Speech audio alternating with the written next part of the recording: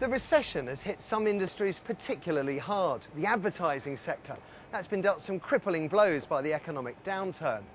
To keep themselves on their feet, ad men and women are turning to cutting-edge science to help hone their market research and keep their clients sweet. Joe Good went to find out more. With rows and rows of choices to make when we shop, how do marketers know which products really catch our eye? To find out, they need to spy on our eyes, and that's where these glasses come in. If you can just follow my finger around. One very small lens films the eye, the other films what our eye is seeing. We interlace those two bits of information across onto a video, and what we end up with is, in essence, a crosshair that shows exactly where you're looking. Bread Bakery. I tested the glasses to see what insights they reveal about where our eyes are drawn to when we shop. Ah, bread. I like wholemeal, but I also like organic. Is this the crosshair you can see bouncing about? And the first thing most people comment on is the speed at which the eye moves around. Excuse me.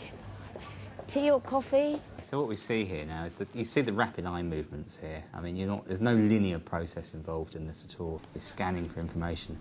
So how is all this information so interesting to advertisers? There is an old adage in the retail sector that is unseen is unsold, and that's very true. If you don't look at something, you can't even start including that as part of your, if you like, choice of products to purchase. Advertisers want to know where the eye roams down to the split second.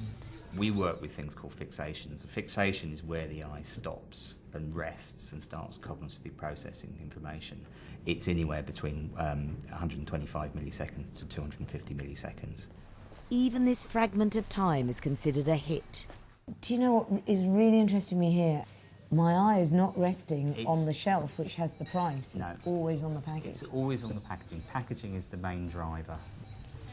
This technology, originally developed by the MOD for fighter pilots, is helping advertisers build up a more accurate picture of shopping than that established by traditional market research.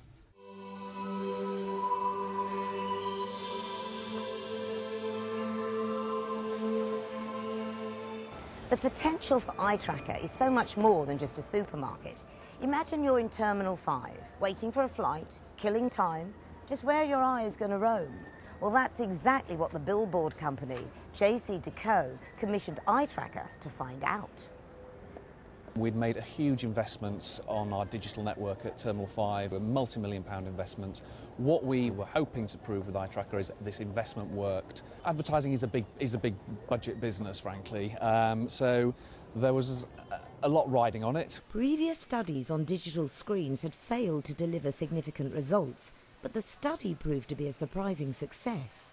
Every single journey that a passenger takes in this terminal, we know that they will actually look at the screens over 90 times. So for an advertiser, that is absolutely critical.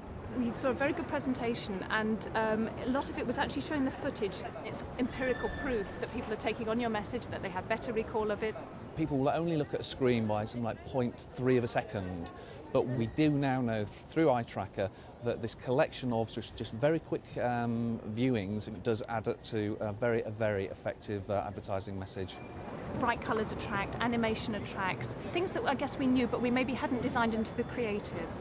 The positioning of the screens was just as important as their content. The digital sites, the cascade effects, the long runs of digital are there for a reason, and Eye Tracker proved it to us. You can see people's eyes, they're very much darting all over the place. They look far distance, near distance, middle distance, they're looking at things which are moving. And all these things will have to affect the way that we design our advertising, because if we're not taking those into account, we're just missing making our advertising as efficient as it could be. It's almost a new beginning for advertising, and I think the key thing and what Eye Tracker allows us to do is to go and share these learnings with our clients on a scientific basis.